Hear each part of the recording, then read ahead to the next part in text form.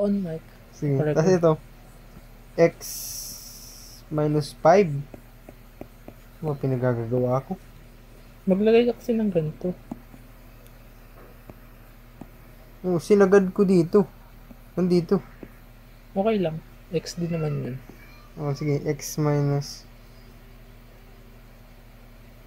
Ang ginagawa ko kasi, ayoko na sagad dyan. Basta matamaan lang yung last element. X minus 5, boy. Saan yan? Hindi ko natanda ito.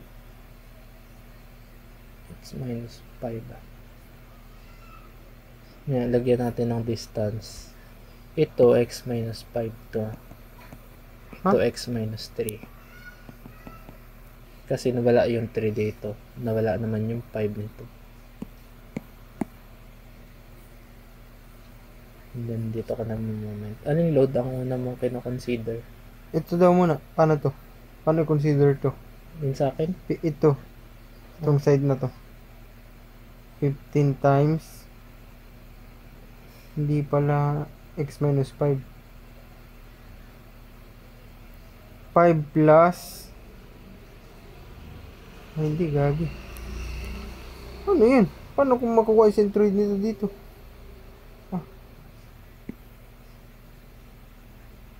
Nangyari na naman yung problem na hindi mo kinontain yung hanggang dito.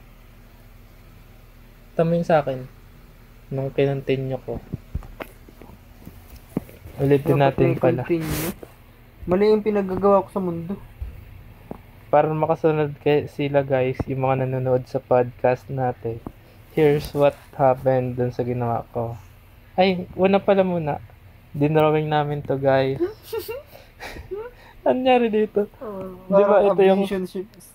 Di ba ito yung original na triangle? And then since hindi kailangan kasi ang rule namin is na matatouch dito. For example, mamaya pala dito muna tayo. Laging matatouch yung nung figure yung ano ba, dyan ka nag-X. Hanggang dyan yung X mo. Yun yung hindi na-consider. So, itong triangle na to, mahirap siya i-solve. So, ang ginawa ni PJ, naglagay siya ng triangle. Mamaya, mag-red tayo ng ballpen. Red. Nag-drawing siya ng triangle dyan, na may load na pababa din. So, naging box na to. As a countermeasure, naglagay din siya ng ganito. Na pataas din. Kaso, yung mga objects na ganito, kailangan, may rule pa rin na kailangan matouch nila to. Kasi, for example, nag-moment tayo dito, goods yan. Ay, nagtama, dito yung X, location ng X sa section. Goods yan, na-touch. Pero, kapag nandito na siya, hindi na na-touch. Hindi na na-touch kasi, di ba, blanco to. Hindi na-touch. So, nagkaroon ng problem dun sa equation. Hindi na na-represent nung equation na ginawa mo dito, yung para dito. So, ang gagawin natin is, kailangan natin i-continue. So, kinontinue namin tong ito. Tapos ito. Kaso, hindi magkasing laki yung hanap tayo ng ibang color. Ito. Hindi magkasing laki yung dalawa. This tsaka this. So, kailangan natin mag-add ng another triangle na ganito. Na panibago. Another color natin. Yan. Para balance na yung dalawa. And then, dun sa approach ko, instead na magganito tayo. Blue. Yeah. Pwede tayong mag-section na is, di ba yung section na ginagawa natin paharap lagi dito? Ito laging area na to yung kino-consider natin. Pero pwede rin na itong kabila. Ay, naka-screen record. Tapos kinig din tayo. For example, ito. Yan. Ito lang yung kino-consider natin last time. Pero, pwede rin na mag-section tayo na pa ganito. Ito naman yung i-consider natin lahat ng area dun. Which is, ito yung nangyari dun. So, yung general rule na ideal, nasunod na natin agad dito. Kasi, nandito yung idadamay natin na part. And, ito yung dulo. Which is, yung dulo dapat, dun nakasandal yung triangle. Dito yung right angle niya. Or kapag may box tayo, halimbawa, may box tayo na ganyan. Ang tendency natin dyan is extend hanggang dun. Tapos ito yung imaginary loads. Tapos napasobra. Yan yung imaginary loads. Game. Mag-sample tayo ulit ng mga random objects. Bawa, may triangle dito. Ang kailangan gawin natin dyan is hanapin natin kung saan yung triangle. So, nakaganito siya. So, maganda na dito na ito yung idamay na section. Para pag ginano natin is kaso hindi pa siya nasa dulo. So, kailangan natin i-extend. Yan. Wait lang, never pa ako nakita ng triangle na Yan. Diba ito, parang right triangle lagi? Na Parang kung hindi siya right ganito? triangle. Yung loading na ganyan? Half lang yung ganunin diba? lang yan. Yung X. Iba-iba naman yun, dapat mo to. Dapat given yung angle kasi kung hindi given yung angle or kung hindi natin masasolve. Pag given naman is yung sides lang, solvable yung angle. And then, pwede na nating ganito. Piliting right triangle.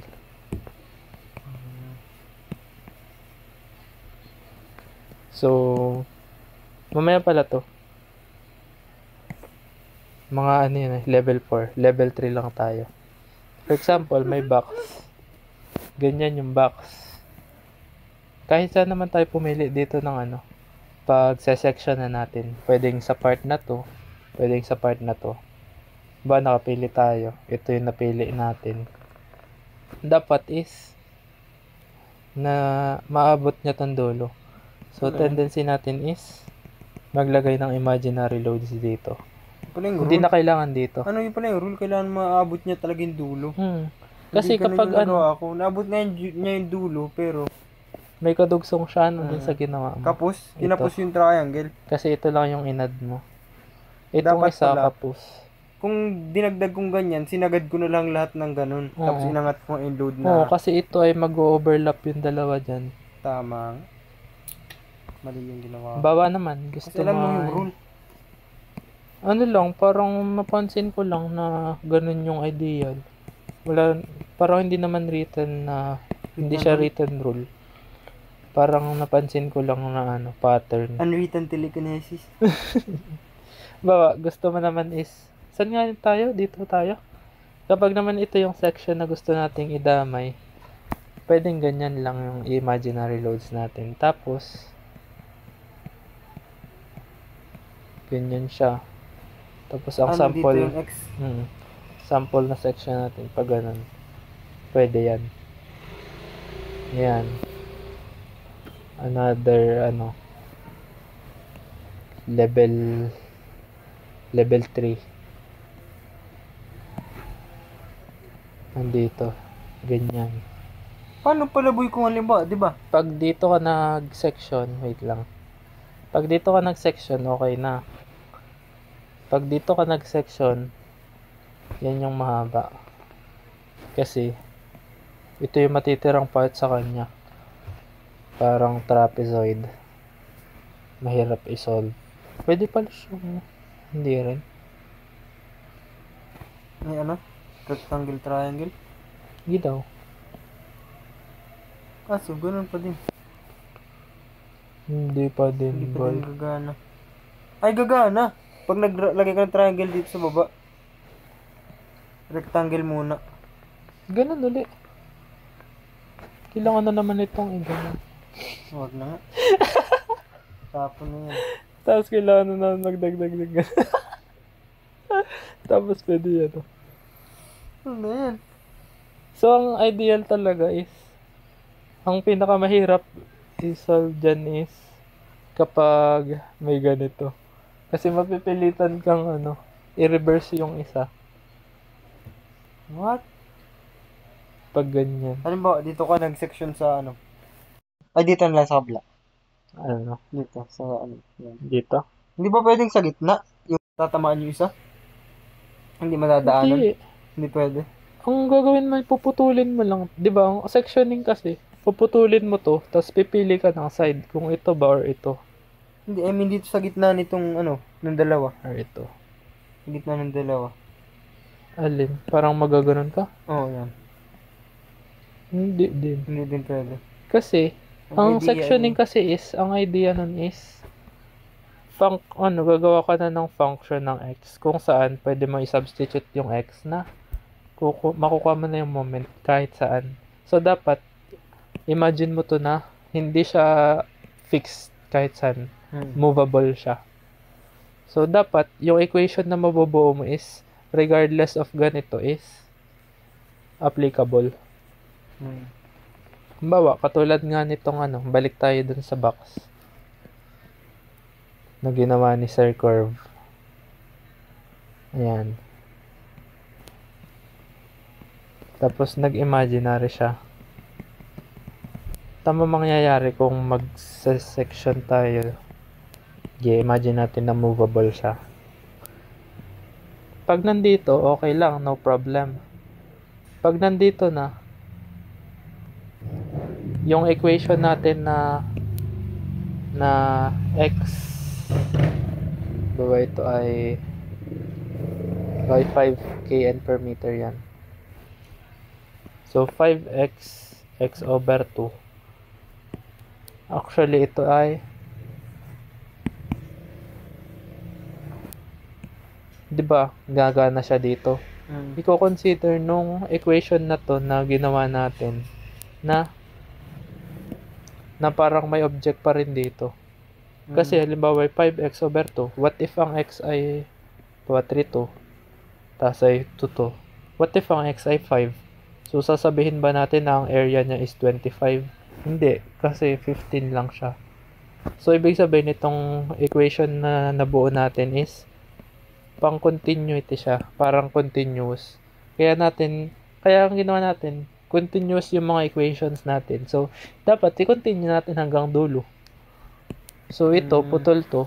Dapat kinontinue natin hanggang dulo. Hanggang dulo dito o hanggang dito lang sa may X? Hindi to kasi movable to. Hanggang dito. Hanggang dun sa may isang beam, isang support.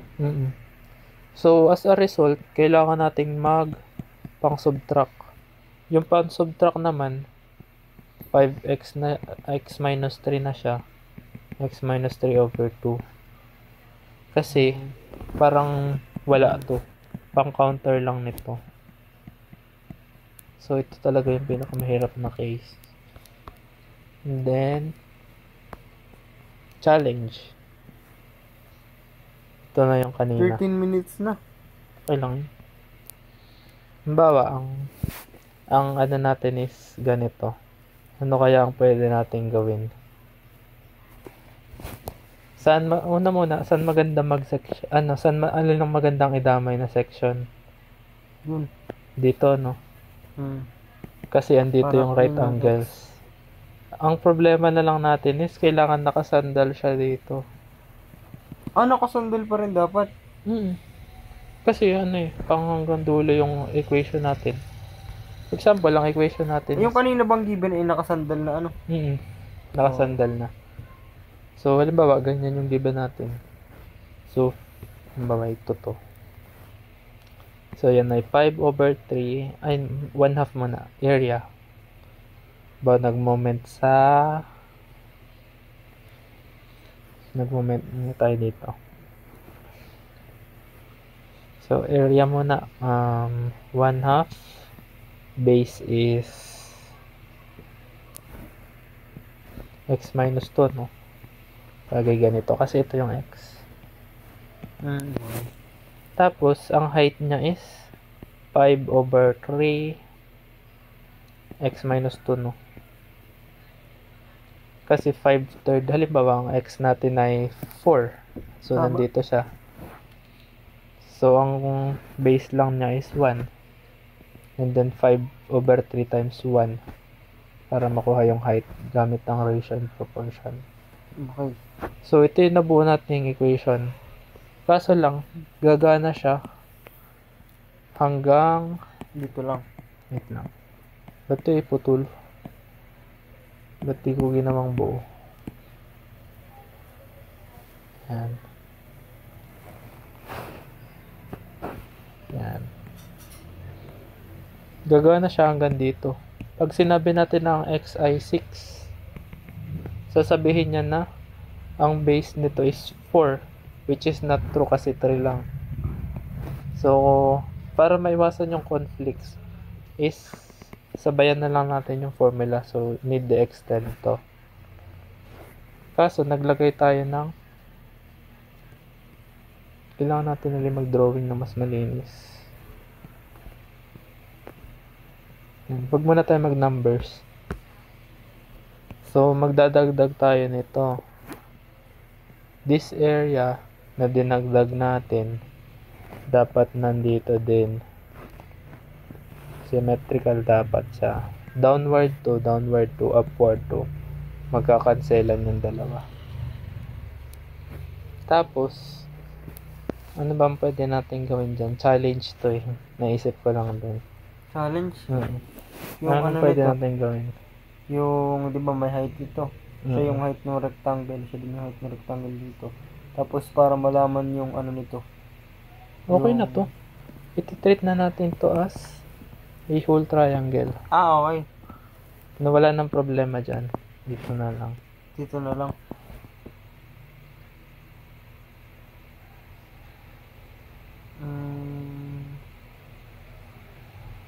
Parang pwede na yung ganun natin. Ay.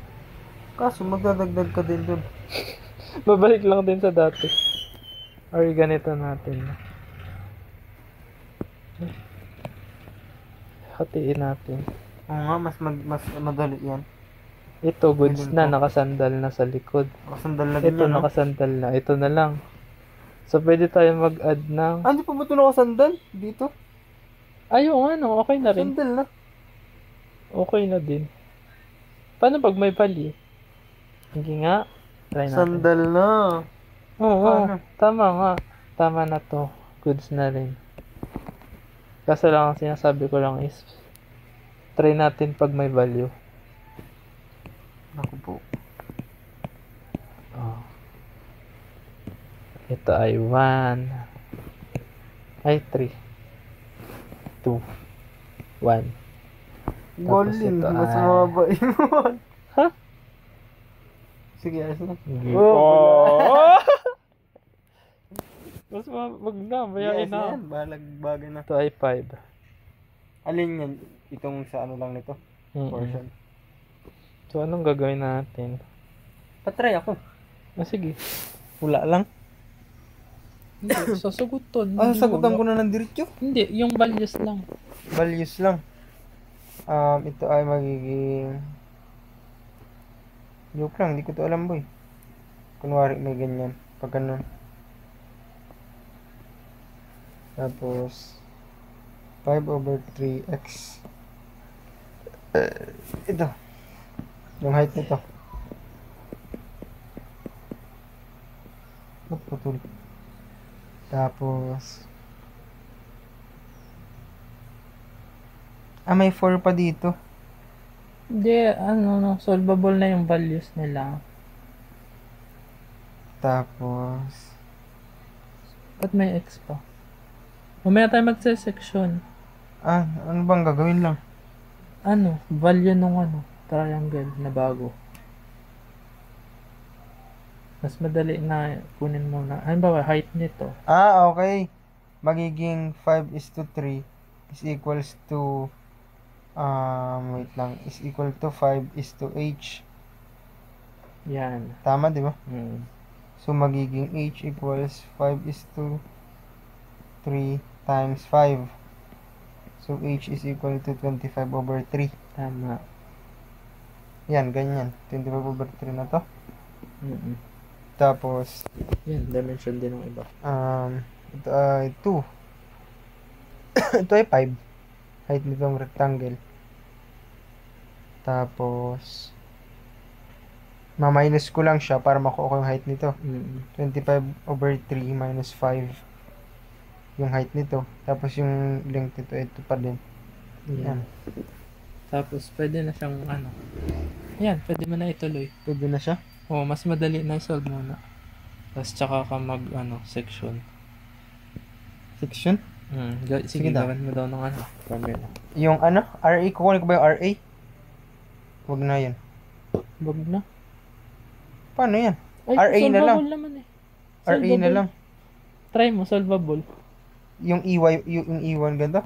Hindi, solvable yung RA. Magmo-moment ka sa RB. RB ang kailangan mo. Kasi ang section mo ay nakaharap Nakaganon. So, for RB.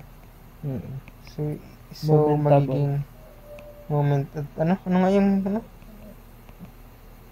RB magiging 4, 2, 3 9 RB is equal to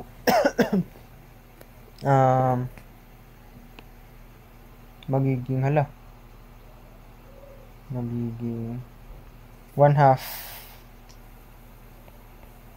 base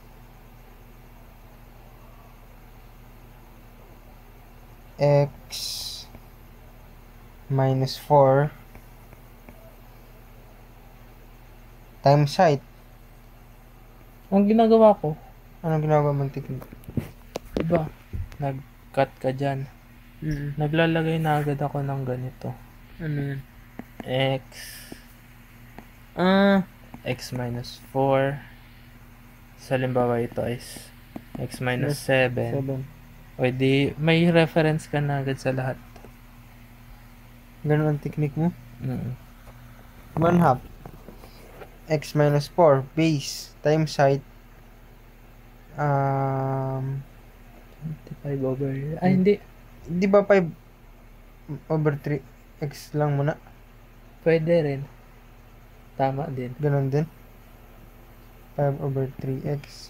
Nasa isip ko kasi, pwede mong gamitin to na base ng ratio. Pwede rin itong 25/3 over yung 5. Pero same lang sila ng ratio. Kaya okay lang. Mas madali nga yan. Kasi mas mahaba to may fraction. Yan, ganyan. 5/3x. 1/2 base. Kulang yung x mo. Times. Ay, mataas masyado yung 8x mo. Ha? Ito yung ginawa mong x. Ito yung ginawa mong x. X minus 4, diba? X minus 4 na dapat.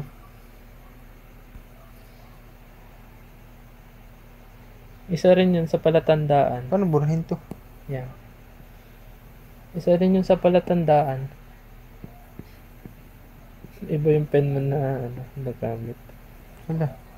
Usually, kapag x minus 4 ito, x minus 4 na rin lahat ng mga na, hindi na solong x. 1/2 base kasi, times. Magiging yan, pag sinimplify mo, magiging square or cube na x minus 4 na nakaganon. Isa ko pang pattern na napansin. 1/2 base times height. Tapos yung moment arm niya. Hindi na kaya. Basta times yan. Ayan, tamo yan. May x minus 4 x minus 4/3 lang to. Yan. Ganun lang? Oo. Ito technique. Tapos pwede mo na tapos sa baba na uplift yan. Plus na yan kasi uplift. Ay! Gagi, mali yung ginagawa. RB pala hinahanap natin. Mali pala. Kaya wala. Ba't ganun?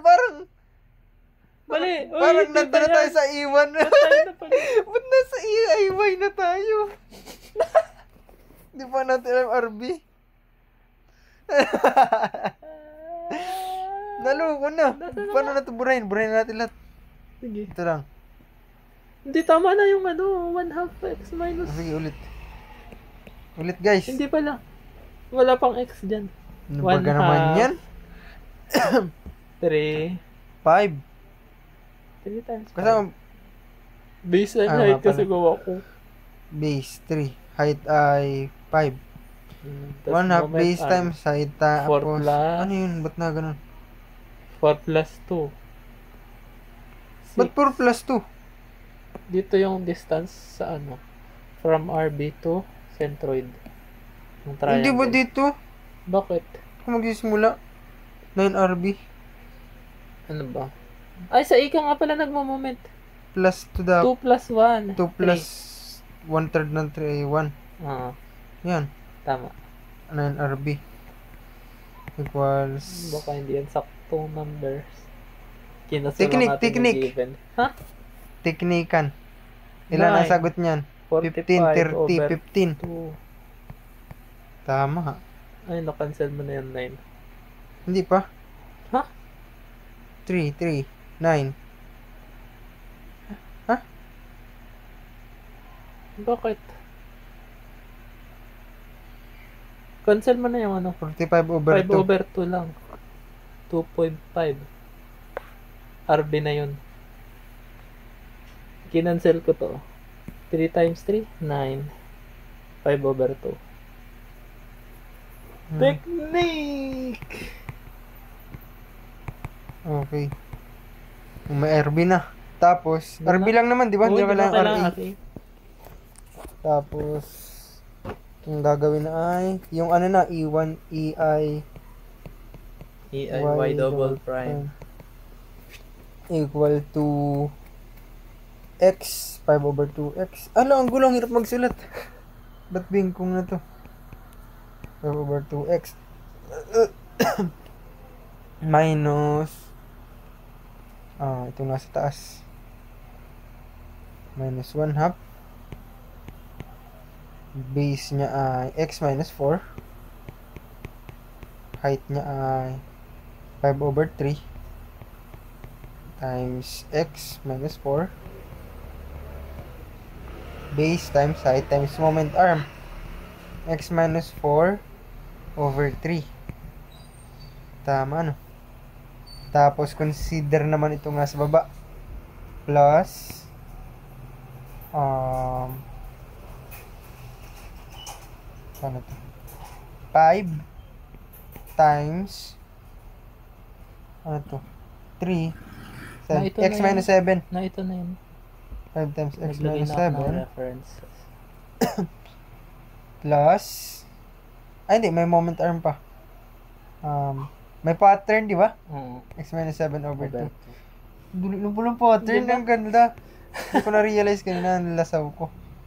Plus, yung height nito. 1/2 pala muna. 1/2 base. Which is X minus 7, di ba? X. Tama. Base X minus 7 times height. Which is, ang height niya ay, ba't ang dami na? 25 over 3 minus 5 times X minus 7 times moment arm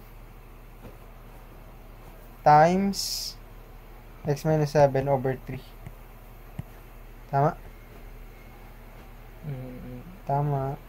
1/2 tapos base, ito yung height, tapos moment arm. Tama na. Simplify na lang. Double prime 5 over 2x minus 4 na x minus 4. Tapos ang denominator ay 18. Sa taas ay 5 times x minus 4 cube plus x minus 7 ay 3. Sa taas ay 5. Sa baba ay 4. Ha? Ano, Ay, gagi. ano Iba ulit pala. height mo ng triangle? Ha? Height mo. Eto. Yan na yan, height na. 25 over 3 minus 5 times x minus 7. Hindi boy, proportion yan. Ipo-proportion, di ba? So, magiging 5 over 3. Pwede rin, 5 over 3 gamitin. Pwede rin tong ano. Pwede rin yun eh. 25 over 3. Oh, ito pa lang yan eh. Ano yan? Constant. Times x minus 7. Kulang ka pa ng ano. Ito pa lang yung big height. Di ba big height over big big base? Oh, ano yung big Diba, base ko x dyan? minus y, x over y, ay h over b na original equals yung h2 na bago. Oh, man. Ito pa lang yan eh. Ito yung? h. Kulang ka pa ng over. Wait lang. Ito yung new h. Ito yung original Oo. h nito. Itong baba. So, kung gusto mo yan, 25 over 3 minus 5. Di-divide mo pa siya by 2. 2. What the hell? Pwede mo na rin gamitin. To kasi same naman sila ng slope, 5 over 3. Oh, sige. Sige daw, solve mo Burahin na natin. 25 over 3 minus 5 over 2. Minus natin sa, ilan yung isa? 5. 5 over 3. Kailangan mag-0? Oo, kasi same ratio dapat yun. Okay. O, diba? Pwede mo gamitin yung 5 over 3. Sige. Mas madali.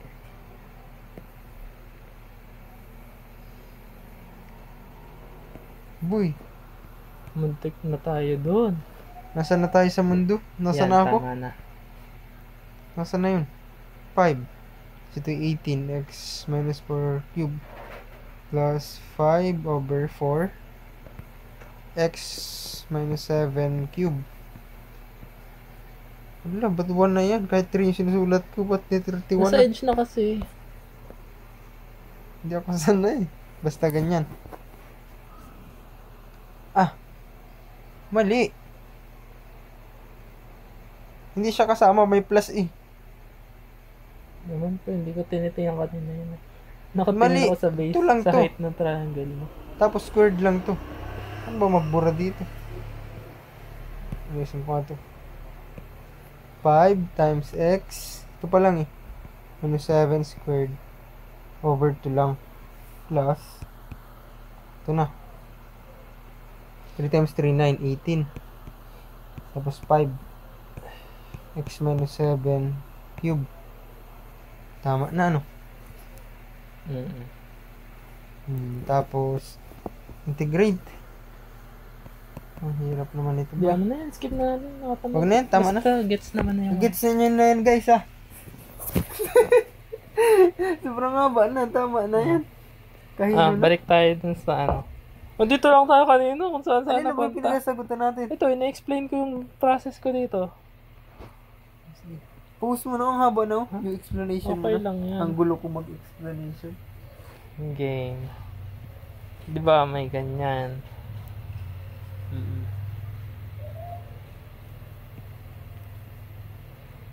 3, 2, 3. So, ginawa ko dyan is, kahit saan tayo mag-movement kasi wala naman triangle. Ay, kahit saan tayo mag-section. Kasi wala naman triangle. Dito na lang.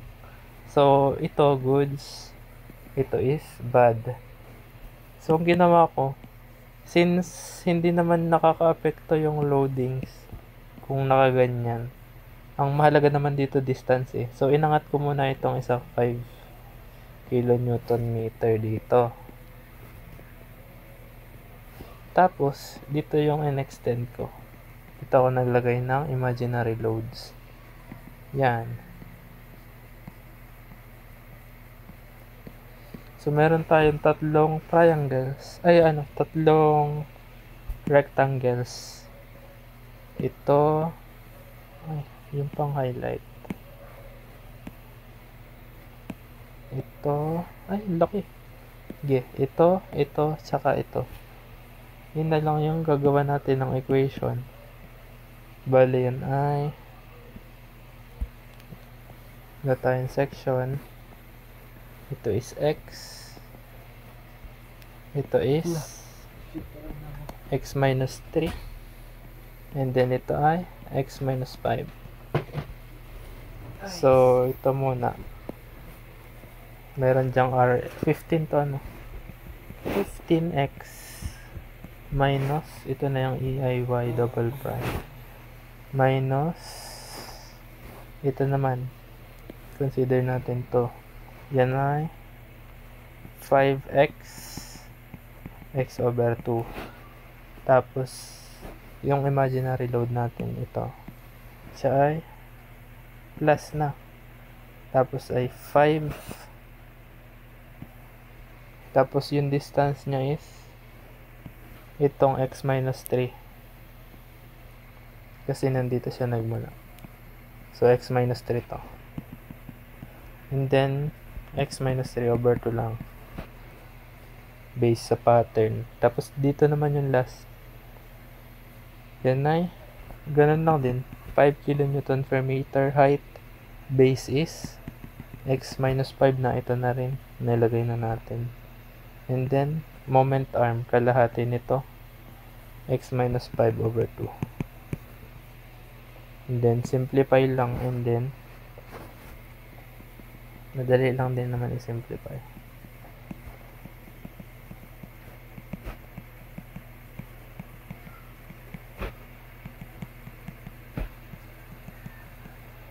Yan. Yan yung naging equation natin.